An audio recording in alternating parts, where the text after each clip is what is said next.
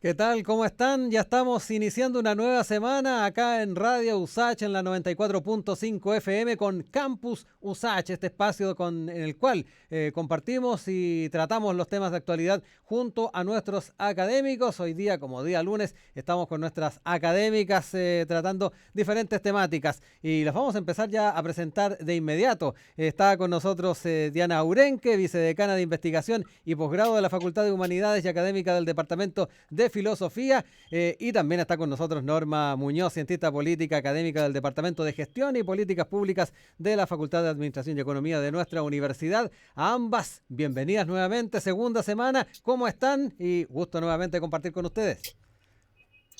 Bueno, buenas noches, Rodrigo, Norma, encantada, contenta de que nos vemos una semana después del estreno, ¿no? Sí.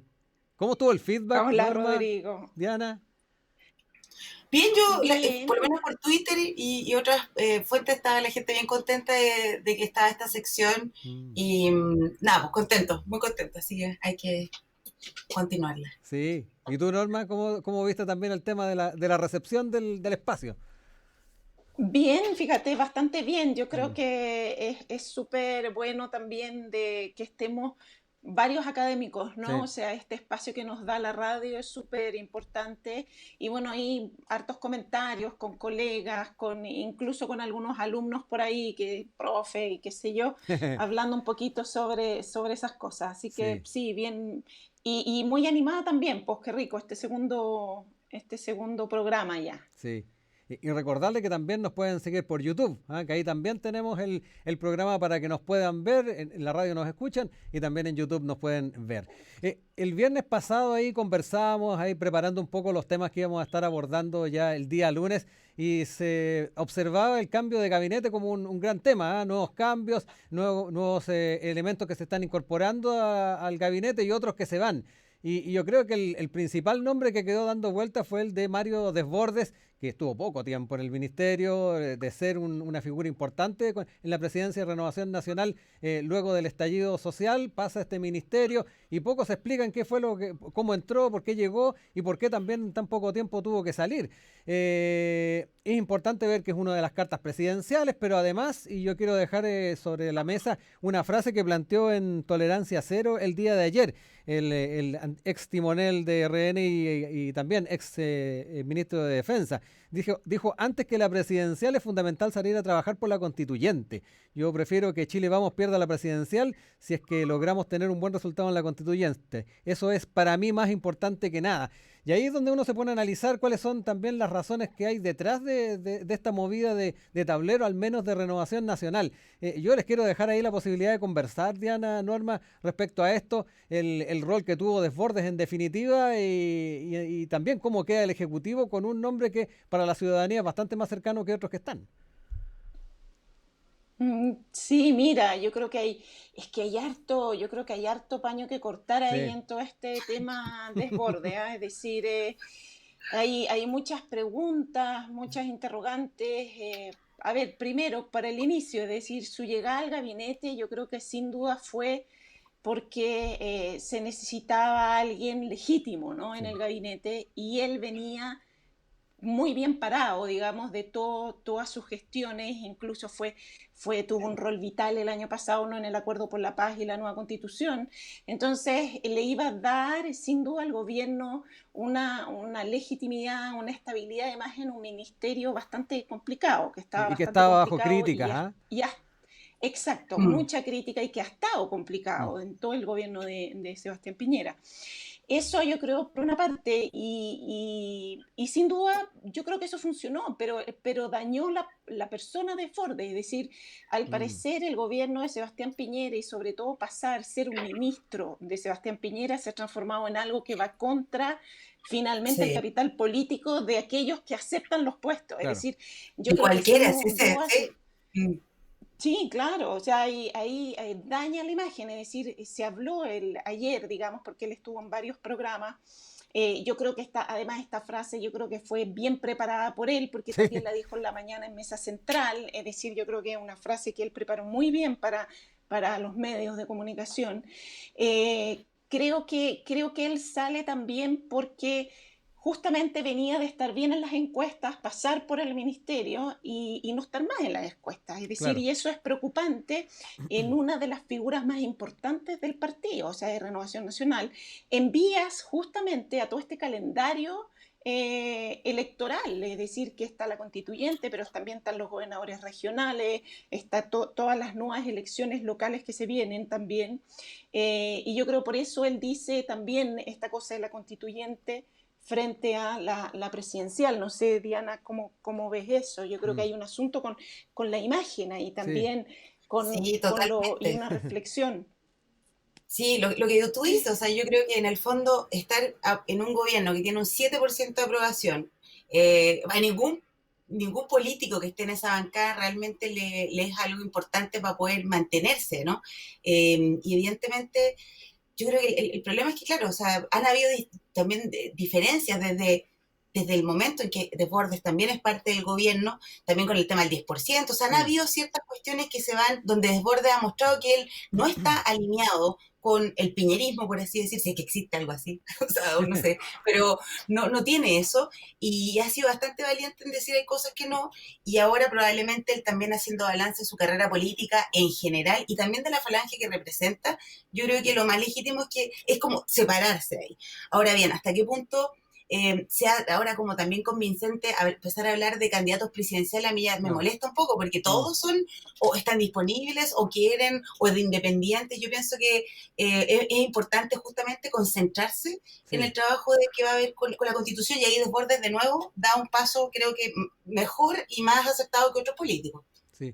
Por ahí también, a propósito de lo que se planteaba respecto a los escenarios que se vienen en las candidaturas, ya sea convencionales, ya sea para las alcaldías, para las gobernaciones, en una de esas, Desbordes es el hombre que va a salir en los afiches. ¿Ah? En lugar del presidente de la República va a ser Mario Desbordes, al menos en RN, Mm. el hombre ancla, por decirlo, para acompañar esas candidaturas, va a estar recorriendo el país con los postulantes. Me da la impresión de que ese es como un rol que al menos en una primera instancia va a estar cumpliendo. Sí, creo Yo que, creo que bueno, sí. efectivamente él tiene sí, el capital político para hacer eso. Creo que además por eso también no sale del ministerio para limpiamente, digamos, poder dedicarse a eso. Ahora, hay muchas cosas, yo creo, igual que establecer todavía a nivel de alianzas que deberían comenzar a establecerse rápidamente, porque Mm. si a él lo que le interesa efectivamente son efectivamente las constituyentes, que la elección es en abril, pero los candidatos se inscriben en enero, es En decir, no enero. queda mucho tiempo. ¿Diana? Entonces ahí Ah, hay un tema, sí.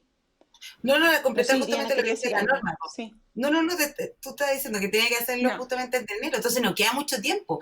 Y lo que vemos que ahora, sean los colores que sean, las alianzas faltan, ¿no? O mm, sea, lo vemos con RD, ahora en este caso Mm. también la derecha hace mucho tiempo está en una crisis importante, UDI, Renovación Nacional, pero como bien decías, y yo creo que Rodrigo intuye correctamente, desentenderse un poco de Piñera, pero aún así mantener una derecha, si ese es el punto, ujú. eso es lo que ellos quieren probablemente, ¿no?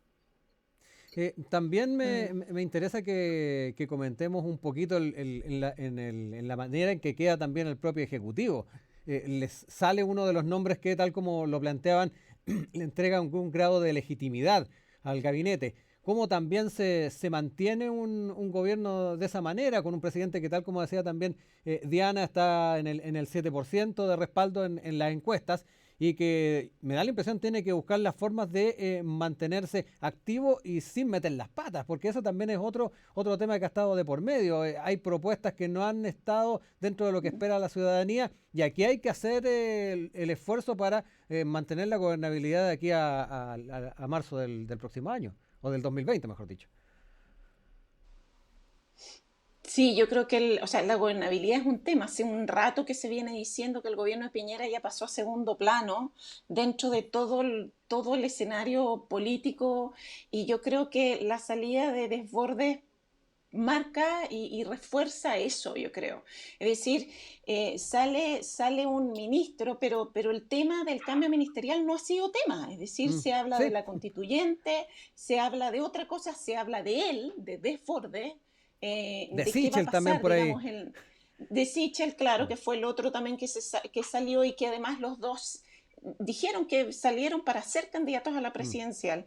Entonces, yo creo que ahí hay un escenario bien complejo para el gobierno de Piñera. Creo que la pandemia lo trajo a un primer plano, pero la pandemia es un contexto sumamente complicado y ahí han habido aciertos, han habido muchos errores también. Creo que el ministro Briones ya hace unas semanas aceptó que, o sea, y dijo que efectivamente habían salido tarde con muchas decisiones. Y ahí yo creo que el gobierno comenzó a perder el protagonismo y el protagonismo lo ganaron otros espacios y otros poderes, digamos. El Congreso sin duda comenzó, no es que se dice que ahora las políticas públicas salen directamente del Sí, Congreso, ¿no? con un Y que parlamentarismo de están facto. gobernando. Exacto, entonces ahí estamos en una situación súper compleja, que el presidente yo creo que no sabe mucho cómo responder. Ahora se le va una carta que era importantísima, es decir, y qué va a pasar, digamos, o sea, qué es lo que sucede ahí, es algo que vamos a ver más adelante, pero que yo creo que sin duda este año, en lo que queda ya del gobierno, yo creo que ya pasó a segundo plano, va a ser muy Mm. difícil que recupere el protagonismo. Oye, Diana, mirando también la figura de Desbordes, ¿te genera más empatía, tomando en cuenta las capacidades que al menos ha mostrado después de octubre del año pasado de poder acercar posiciones, generar consensos? Bueno, en realidad, sin duda, la figura que, o sea, creo que Desbordes representa una figura de bastante más posibilidades de acuerdo que otras figuras como, no sé, Van Rieselberghe, por Ah, ejemplo, o fracciones como de la UDI, ¿no? Que son bastante, digamos, eh, extremas, ¿no? Yo creo que él representa una derecha que podría incluso ser más madura en términos de decir, quizá no estamos con la dictadura, rechazamos la violación a los derechos humanos, pero sí nos gusta el capitalismo neoliberal y el libre mercado y todo eso, y eso también es legítimo. ujú, Yo lo que es complejo es cuando tú tienes una derecha conservadora que no reconoce ciertas cuestiones, o sea, que es negacionista, que es conservadora, que también digamos, se resiste a entender una serie de cambios valóricos también que nos gobiernan o que nos ocurren como sociedad, ¿no? Desde las familias, mm, no solamente heteronormadas, binarias, etcétera. Entonces yo creo que él sí puede un poco, o sea, lo que uno esperaría quizás, no sé, es que incluso los liberales y RN pudieran acercarse un poco más, o sea, en mm, términos de tener estas posiciones valóricas más liberales, sí. que no necesariamente tienen que ver con cuestiones de sistemas políticos, pero yo creo que sí es una figura que podría ser interesante como figura de consenso, pero desde luego me genera todas las sospechas que me generan las Mm. figuras de derecha de esa posición también. Las voy a invitar también a quienes nos escuchan a ir a la música. Vamos a estar de vuelta en un instante acá en Campus USACH.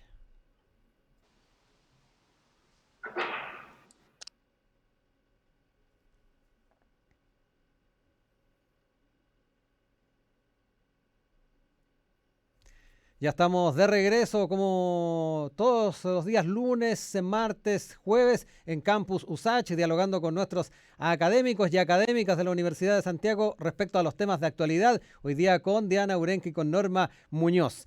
Un tema que también se estuvo debatiendo durante la semana pasada, que tuvo además avance en el Parlamento, tiene que ver con la ley de eutanasia, el proyecto de ley de eutanasia, que ya lo decíamos, se fue aprobado en general por parte de la Cámara de Diputados. De alguna manera ya se dio la opción de poder legislar y ahí hay harto tema que comentar, Norma, Diana, y yo me quiero quedar porque fue imposible no traer a colación, Diana, tu presencia en el Congreso Futuro del año pasado, donde efectivamente el tema de la muerte estuvo en el centro, y ahí tú aludías al tema de los conceptos de la muerte que se habían barajado durante la historia y hablabas de esto de privar de una existencia valiosa. Ahí hay un concepto que obviamente es valedero a la hora de analizar el por qué se está discutiendo un tema como es la eutanasia o muerte digna, también como se le ha hablado a este proyecto de ley. ¿Te parece si entramos en eso, Norma? ¿Entramos en eso, Diana? Porque ahí a propósito de lo que hablabas, Diana, al final del primer bloque, nos encontramos con estas conversaciones valóricas donde muchas veces lo que está pasando en la sociedad no tiene el mismo nivel de conversación en el Parlamento. Entremos en ese tema, no sé qué sensación te quedó después de esta aprobación, al menos en general. Diana. Claro. Sí, a mí mira, lo que dijiste en un principio sobre el tema de la muerte, el valor Mm, digamos, la vida, o sea, todas son reflexiones que uno tiene que poder hacer al interior de las familias, sí, conversar estos temas, de verdad son temas muy personales. Sin embargo, yo creo que es muy positivo que esta idea de legislar sobre este proyecto que estaba dormida desde marzo, bueno, desde hace bastante tiempo, en sí. marzo del 2020 se tenía que trabajar, por la pandemia fue detenido, pero en realidad es una cosa que la ciudadanía necesita, o sea, poder saber que en el caso de tener una existencia, la propia existencia, por ejemplo, con el diagnóstico de una enfermedad terminal o teniendo quizás no una enfermedad terminal, pero una enfermedad degenerativa asociada a una serie de dolores, de sufrimientos, en la cual la propia persona afectada, o sea, es decir, la o el afectado, considera que vivir de esa forma ya ha dejado de ser valioso, o sea, su Ujú. propia vida ha dejado de ser un valor, a mí me parece una crueldad no tener mecanismos que sean por vía de la asistencia médica para poder acortar ese sufrimiento y, digamos, anticipar la llegada de la muerte. O sea, yo creo que esa es una cuestión que si nosotros solamente pensamos que la vida siempre es un valor ante todos los casos y la Mm, muerte siempre es mala, no tiene sentido. Pero claro. sabemos, y hay muchas razones y hay buenos conocimientos empíricos para saber que a veces la vida, por la pura vida, no es un valor. Sí. Ahí es donde nos cuesta de repente, o al menos estoy pensando tal vez en el tiempo en que éramos más niños, adolescentes, eran como temas tabú, costaba conversarlos, costaba de repente sentarse a la mesa a hablar de esto, hablar de sexualidad, y hoy por hoy se ha podido abrir un poco más el naipe, Norma, para tratar estos temas. A la par de la discusión parlamentaria, yo creo que también es muy importante el rol que puedan tener la sociedad civil, que puedan tener los médicos, que en muchos aspectos tienen harto que decir al respecto. No sé, Norma, cómo también lo has analizado tú, cómo también lo has analizado en el seno de la familia de cada uno, donde el tema de la muerte me da la impresión de a poco ha ido tomando un cariz distinto. Sí, sí, efectivamente, bueno, como decía Diana, como decías, ya tiene que ver con estos debates valóricos, ¿no? del siglo XXI. Si nosotros pensamos, es decir, la primera ley de eutanasia es reciente, es decir, es del siglo XXI, si no me equivoco, es del 2002, ¿no? En Holanda. Suiza. Entonces, efectivamente nos dice que son cosas nuevas que efectivamente antes no se conversaban, que Mm, se están conversando. Y que fíjate que yo pondría el punto en algo que decía Diana respecto al valor de la vida. Es decir, para mí es verdad que al hablar de eutanasia es hablar de una muerte asistida y se habla mucho de la muerte.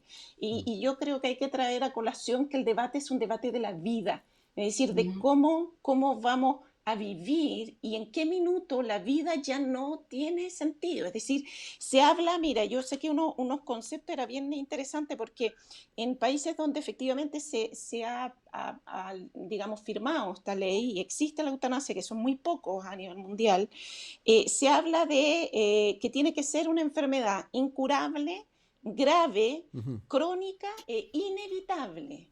Es decir, hay una serie de elementos asociados a eso. Entonces, cuando un ser humano está en esa condición, creo que efectivamente hay que plantearse el debate más allá de la muerte de la vida, es decir, Sí. es legítimo o nuestra sociedad va a obligar a personas a vivir de esa manera. Mm.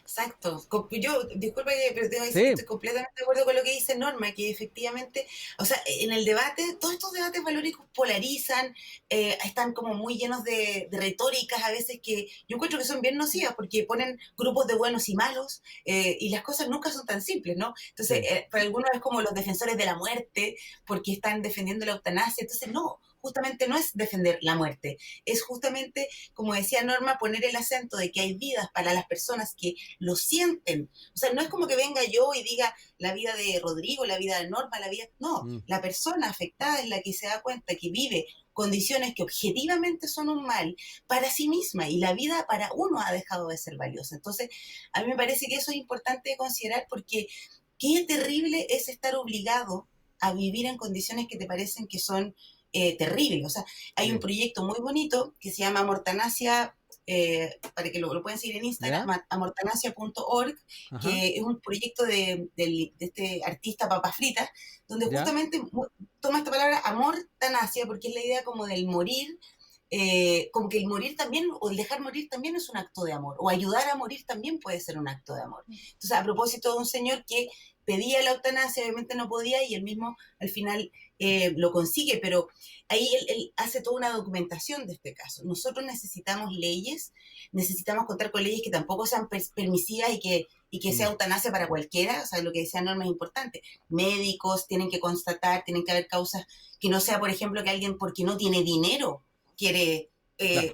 morir, Mm. porque tiene deudas, o, ¿me entienden? Como que esas cosas tienen que estar absolutamente fuera, pero tiene que poder ser posible, sobre todo en Sí, tiempos donde la medicina avanza tanto y generamos nuevos estados, nuevas sí. formas de vida que quizás no son las que realmente queremos. Sí.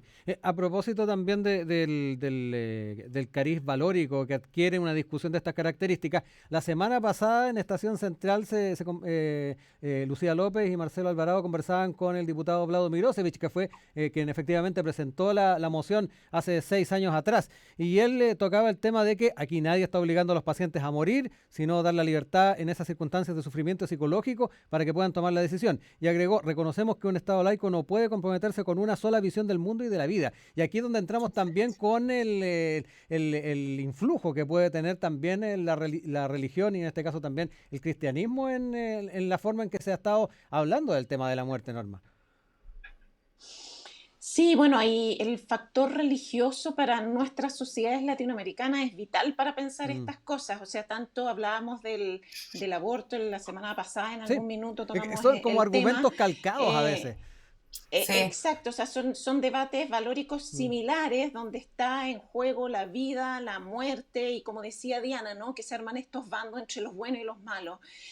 Creo que es duro decirlo, pero me da la impresión que, o sea, que la política y la capacidad que tenemos para organizarnos evidentemente va a tomar cuenta de nuestra cultura, de cuáles son nuestros valores religiosos, pero no podemos gobernar a través de la religión.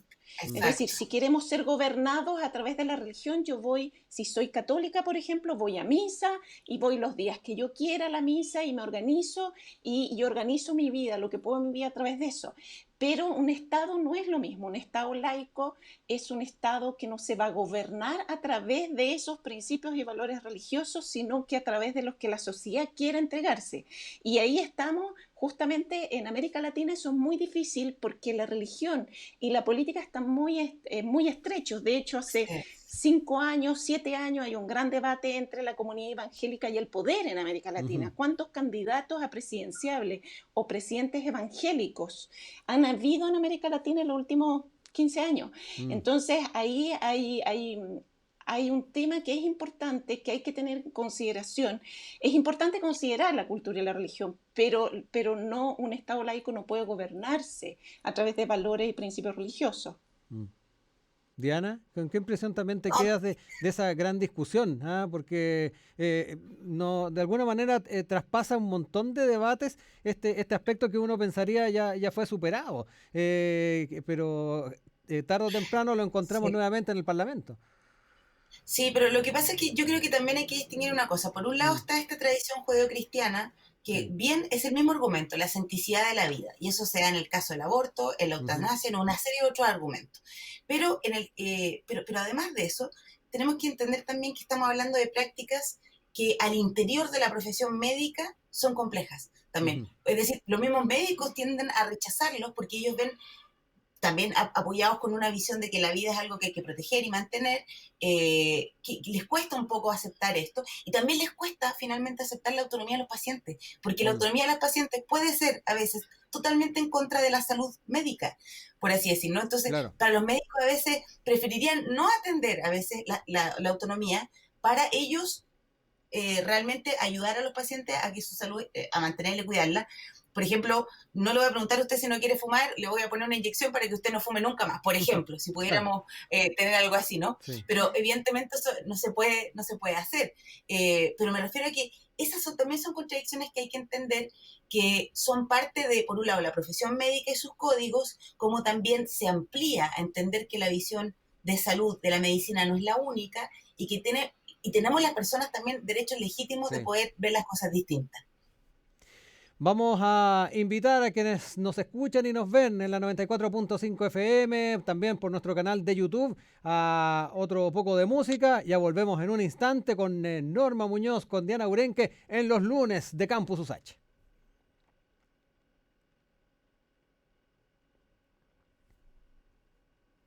Ya estamos de regreso con ustedes en Campus USACH por la 94.5 FM. Nos sintonizan todas las noches a las 22 horas y también nos pueden seguir en nuestro canal de YouTube, el canal de Radio USACH. Hoy día con Norma Muñoz, con Diana Urenque, como todos los días lunes.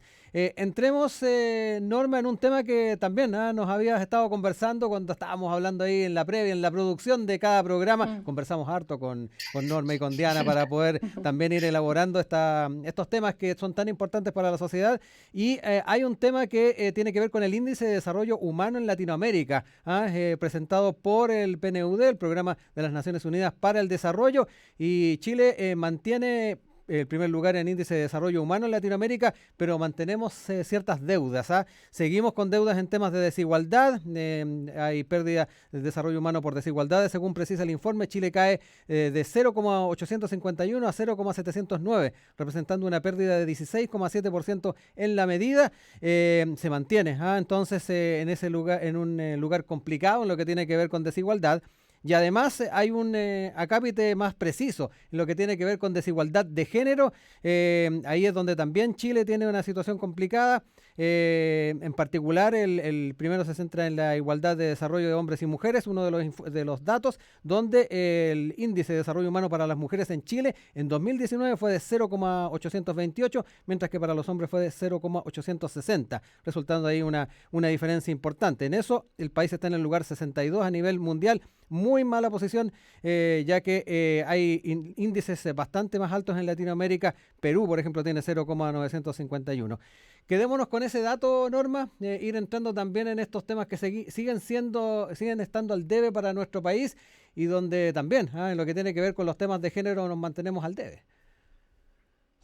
Y claro, y otras desigualdades también, es decir, ahí como decías en las cifras, es decir, Chile, claro, está primero en América Latina, estamos bien, pero si lo ponemos en perspectiva de nuestra propia realidad, digamos, de lo que, cuáles son los desafíos nuestros chilenos, bajamos rápidamente más de 10 Sí, puestos cuando introducimos las variables, como tú decías, de desigualdad. Y sí. luego estamos en el puesto 43 y tú decías, introduciendo el índice de desarrollo de género por la desigualdad, ¿no? Hombre-mujer, Chile pasa del 43 al 62, Sí. es decir, es un salto enorme de 21 puntos.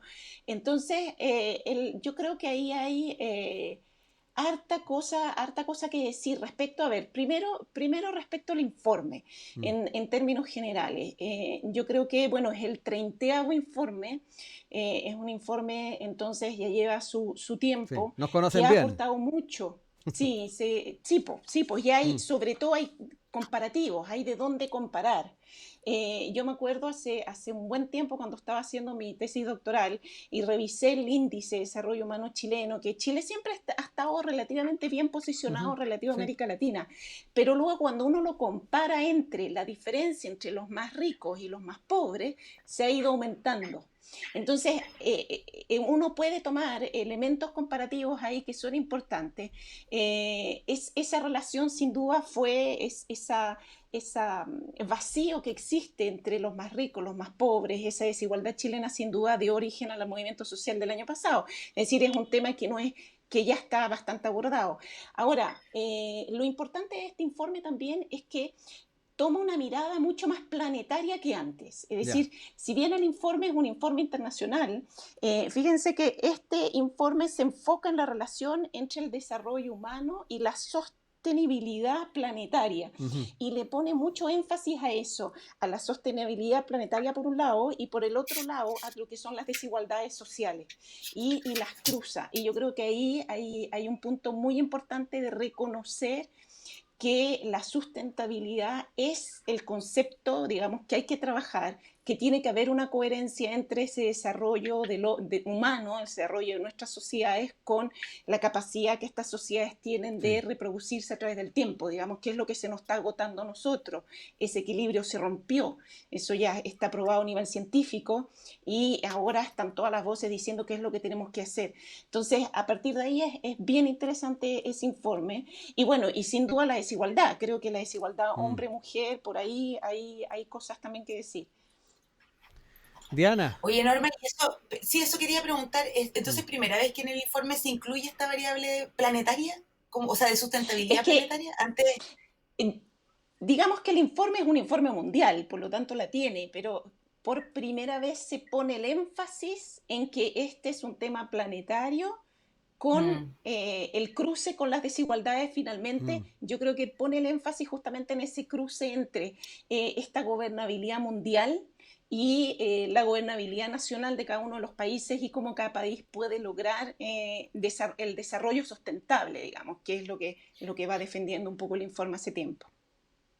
claro. No, pero interesante está eso porque en el fondo, claro, el informe yo sé que siempre da como datos estadísticos, pero que Claro. ponga de verdad esos datos en el contexto de que parece que la idea de la incertidumbre es cada vez más clara. O sea, ya no solamente por crisis climática, crisis migratoria, ahora crisis pandémica, o sea, como que hay una sensación también de que incluso todos los datos estadísticos que podemos tener de crecimiento, de mejoras, de no sé qué, también todo puede ser un poquito relativo si vemos el contexto de, bueno, esto a lo mejor ha mejorado, pero el costo medioambiental, por ejemplo, es gigante, o hemos mejorado económicamente, pero la calidad de vida de los migrantes ha bajado. O sea, está bien hacer esos cruces, ¿no? Porque ya sabemos que los desarrollos en una pura área si no los miramos realmente en su complejidad social, son parciales. Y en ese mismo sentido, a propósito que mencionaron el estallido, yo creo que este tipo de datos hay que mirarlos con mucho cuidado porque también fueron datos y estadísticas las que durante mucho tiempo a la clase gobernante le hizo creer que Chile es un país que está muy bien. Entonces yo creo que está bueno como mirar estos datos estadísticos y luego tratar de ponerle caras, ponerle realmente realidades, porque si no podemos caer en que a veces los números nos parecen muy buenos o muy malos, pero realmente cuál es la realidad detrás. Yo creo que esa es una lección que aprendimos del año pasado hasta ahora, yo creo. ¿Será una lectura que Sí, también perdón, Norma, que el PNUD está sí. haciendo respecto a cosas que están pasando alrededor del mundo? Recordemos que Chile fue uno de los países que tuvo un estallido social. Hubo malestar en otros países del mundo. Me da la Sí. impresión de que ahí también hay una suerte de correlato. Ahí ustedes también me mencionarán qué impresión les queda. Y lo otro, estos datos tengo entendido que son del año 2019, fue antes del tema del COVID, pero vienen muy al caso porque también esta pandemia nos ha enseñado a pensar en conjunto, a tomar medidas, a tomar también decisiones en conjunto en pos del bienestar de todos. Esos dos factores a mí me llamaron la atención también.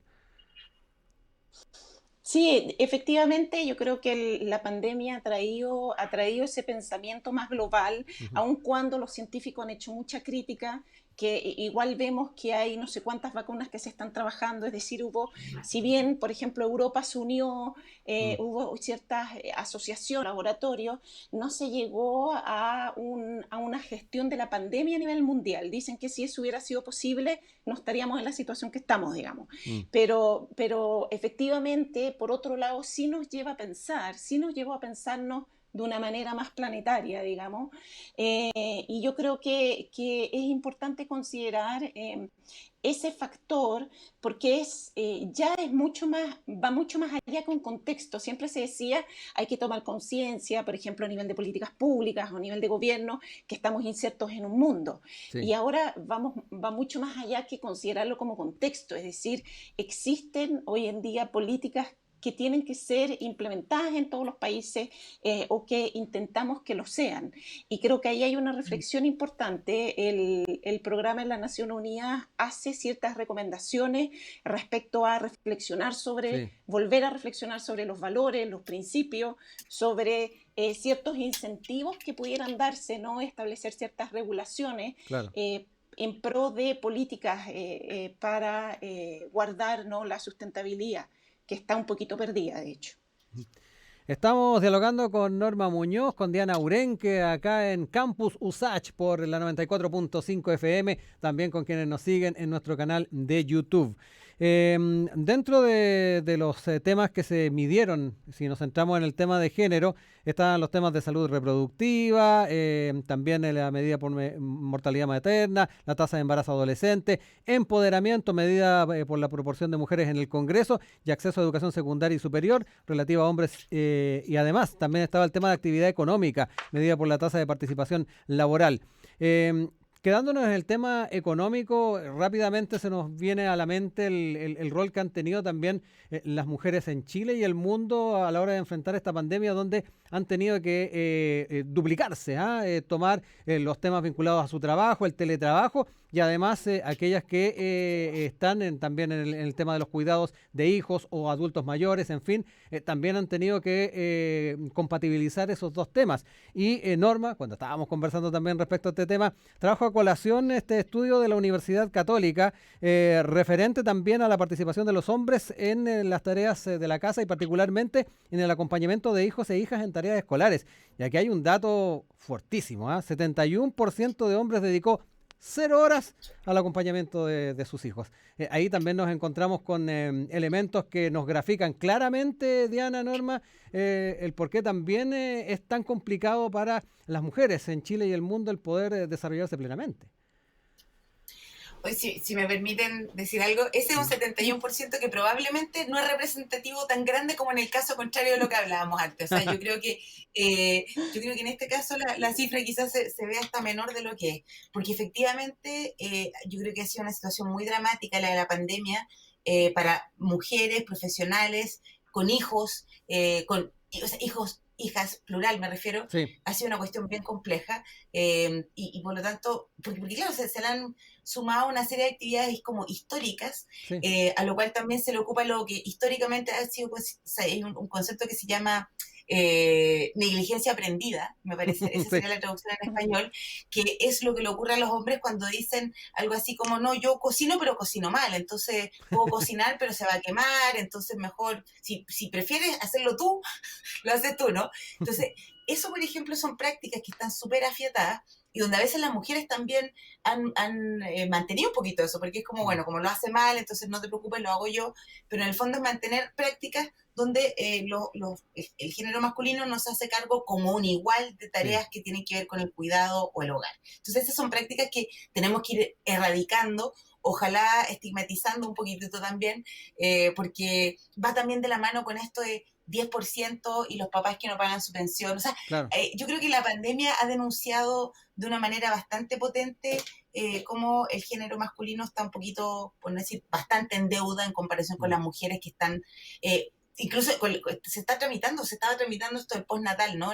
Que se rechazó, que se alargara. O sea, se ve una necesidad ahí de poder realmente darle más apoyo a las mujeres y que no basta solamente con hacer pequeñas modificaciones de bajar los aranceles de las ISAPRES, que fue, por ejemplo, lo que pasó este año, sino que tienen que haber otro tipo de cosas donde, cito, socialmente se vea como inaceptable que un compañero, padre de hijos, ayude en el hogar, sino que simplemente sea un igual. Sí, ¿no? Compromiso mutuo ahí en las tareas. Norma.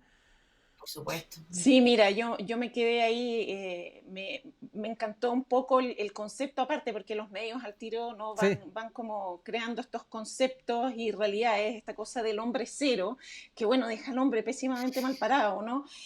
Porque efectivamente, claro, ese estudio es bien importante porque en realidad se ocupó de cosas, como decías tú, tareas del hogar, es decir, en cocinar, hacer aseo, lavar ropa, ocuparse de las tareas de los niños, por ejemplo, si hay niños en el hogar. Claro, y por ejemplo, dice que hay 38% de hombres que 0 horas en realizar tareas domésticas, cero. Entonces, ahí yo creo que, bueno, Diana dijo varias cosas ahí importantes al respecto y sin duda volvemos al debate, yo siempre lo vuelvo a traer a colación, valórico, o sea, de cuáles son los valores y principios que como sociedad vamos a ir defendiendo en lo que es construir familia, en cómo vamos a construir una familia, una sociedad, cuál es el lugar que a la mujer se le da dentro de esta construcción o cuál ha sido, digamos. Y yo creo que estas cifras de la pandemia, como decía Diana, que trajo además una serie de cuestiones, incluía la violencia intrafamiliar también que aumentó, entonces que finalmente nos muestran que la mujer tiene un lugar bien injusto, vamos a decir, en estas sociedades, finalmente, porque es un asunto mundial, esto no es solo Chile. Pienso que a nivel de políticas públicas podrían existir políticas que incentivan, ya volviéndonos a ciertas recomendaciones, por ejemplo, incluso que les hablaba con Medio Ambiente del UNESCO y todo eso, pero que incentiven una participación de la mujer al trabajo. Ahora, pero eso no va a ser nunca posible mientras, por ejemplo, otras políticas públicas, estos son temas transversales, es decir, para que una mujer pueda salir a trabajar, tiene que entonces no cuidar a los niños, que es el rol que la sociedad le da.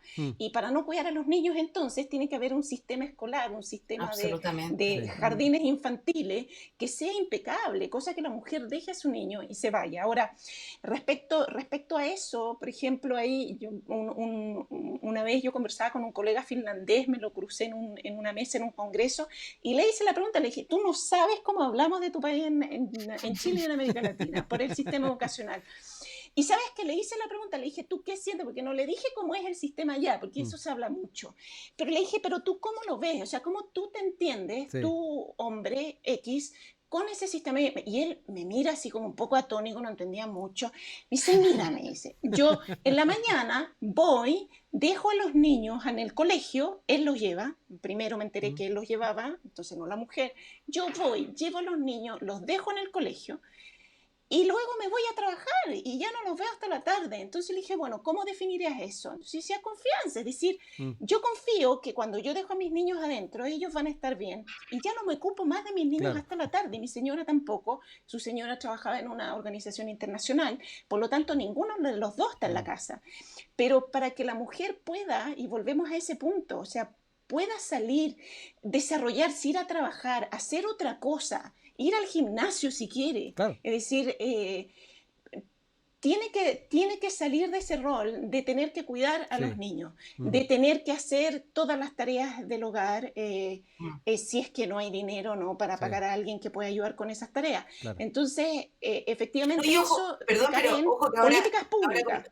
Con la pandemia podía haber mucho dinero, pero no se podía hacer simplemente, ¿no? Porque las nanas no podían llegar por el tema de la exposición, eso es interesante también. Norma, Diana, dinero...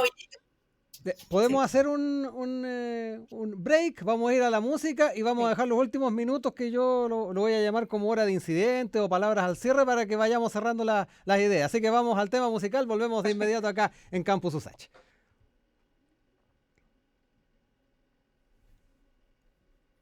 Ya de regreso en esta última parte de Campus USACH de día lunes con Norma Muñoz y Diana Aurenque. Y ya les decía, está nuestra hora de incidentes, las palabras al cierre, últimos descargos, como quieran ponerle a la última parte del programa.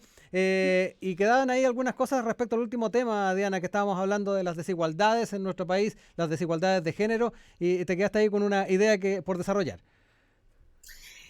La idea se ve interrumpida por la música, yo le voy a dar la palabra a mi querida compañera Norma o a ti. Sí. No, pero en realidad yo creo que aquí lo que quisiera como descargo general es que, o sea, todos los debates que estamos viendo, sobre todo con el tema de la eutanasia que hablábamos antes, o por ejemplo esto de la desigualdad entre hombres y mujeres, o sea, lo que vemos es que vivimos en este momento una importante transformación valórica, donde los actores, las personas, los distintos componentes de la ciudadanía exigen diversas demandas para que puedan tener espacios de reconocimiento, y todos estos debates que tenemos ahora, no solamente en materia de ley, sino que por favor que fluyan en una nueva constitución. Así que yo creo que eso también es importante que nos mantengamos como de fondo.